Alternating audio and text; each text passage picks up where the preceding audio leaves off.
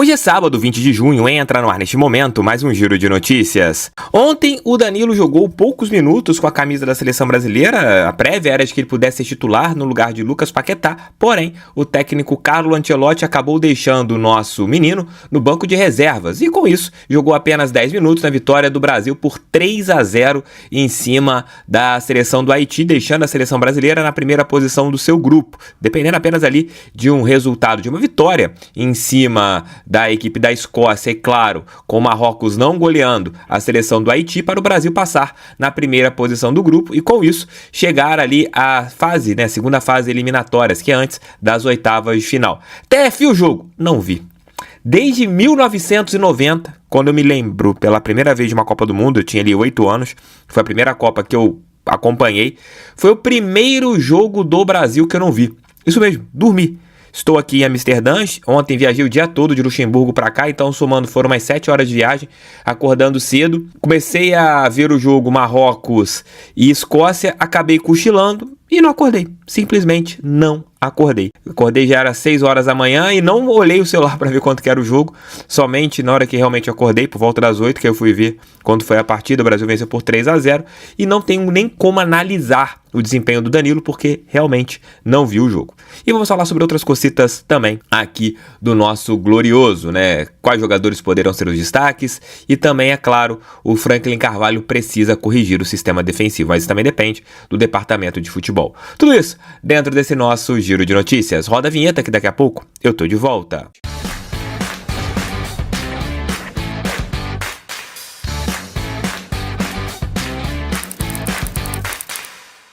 Amigas, entrem lá na Altima Proteção Inteligente. De repente você está em busca de uma proteção para o seu veículo, aconteceu algum sinistro, algum acidente, você teve ali algo que foi relacionado ao seu carro e não sabe como resolver. A Altima Proteção Inteligente, ela é especialista nesse tipo de atendimento. Como assim, TF? Cara, a Altima, ela vai te atender de uma maneira única em relação a isso.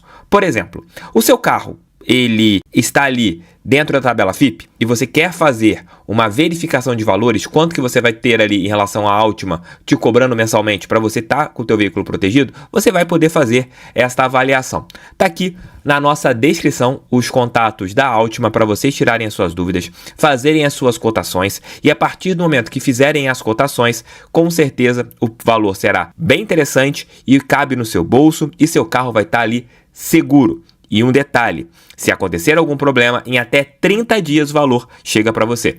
Procure mais informações em relação à Altima Proteção Inteligente, link aqui embaixo do primeiro contato. E também na nossa descrição. E no primeiro contato também, você pode votar em mim, lá no Prêmio Best. Vote todos os dias, ajudem o careca que vos fala.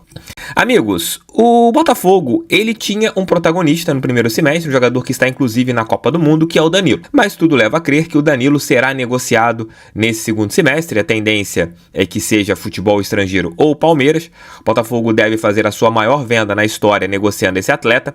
E a partir do momento que você terá essa negociação do Danilo, novos protagonistas surgirão dentro do nosso time. Já se baseando pelo que nós vimos no final dessa primeira parte da temporada, do primeiro semestre, antes das férias, já surge um jogador que, na minha opinião, vira esse cara, que é o Medina. O Medina passou a ser aquele todo-campista, um jogador que começou a pisar mais na área, já começou a fazer gols, já começou a ser um jogador muito, mas muito importante dentro do esquema do técnico Franklin Carvalho. Ele era ali, digamos que um jogador que estava meio que escondido por causa do Danilo. O Danilo tinha o protagonismo até mesmo dentro de campo, com uma liberdade maior. E o Franklin começou a dar esta liberdade para o Medina. E eu imagino que, até juntando um tema no outro, um ponto será muito importante também para o Medina no segundo semestre. Quando o Botafogo tiver um outro volante. O Guinho tem jogado bem e tal, mas o menino ainda é um jovem jogador que está em crescente, que vai evoluir como atleta de uma equipe grande, vai oscilar e é importante o Botafogo ter um primeiro volante mais físico, um primeiro volante mais forte, um primeiro volante com mais capacidade de marcação. Tendo isso no segundo semestre, o Medina pode ser aquele jogador que vai crescer muito mais e, na minha opinião, tem tudo para ser o protagonista do nosso time no segundo semestre.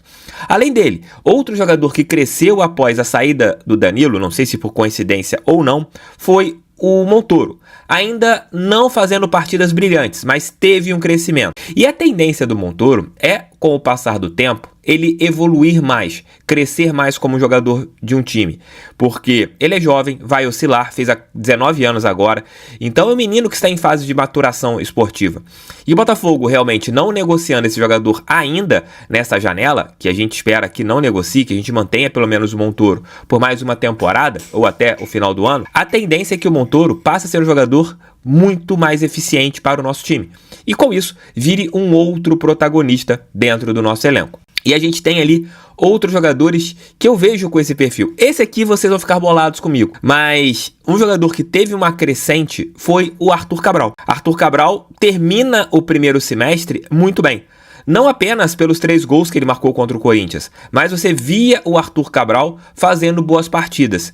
E agora, com uma nova pré-temporada, o Cabral pode ser esse jogador também para ter uma crescente. Com a filosofia que o Botafogo tem agora de mudanças também em relação às contratações, não se sabe. De repente o Botafogo pode buscar um jogador nesse segundo semestre que talvez inicialmente esse cara não te traga uma expectativa muito grande e ele possa virar um jogador importante dentro da rotação. Edenilson é um exemplo como esse, né? Um jogador que chegou aqui sob totalmente desconfianças e virou uma peça importante na rotação do nosso time. Claro, Alex Telles vai continuar sendo importante pela sua bola parada, um jogador que tem uma bola parada muito importante.